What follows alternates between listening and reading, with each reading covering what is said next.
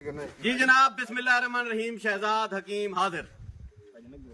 मेरा यार उमैर कुरैशी मन ने बुलाए वीवो V30 मोबाइल की ओपनिंग के लिए शुजाबाद उस्मान प्लाजा, और मैं करूं इनकार? मेरी क्या मजाल, मेरी क्या जुरत।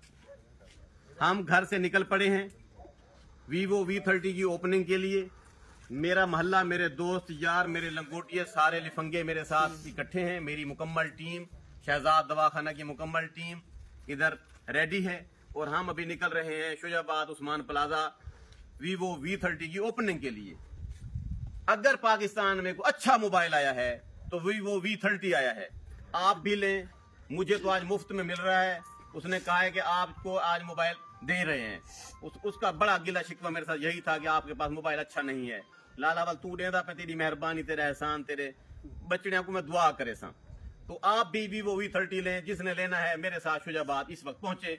आज है सबको वीवो V30 दे रहा हूँ, ठीक है। बेस्ट ऑफ लक शहजाद हकीम शुजाबाद। चलो एक गड्ढो गड्डियां जुलूं।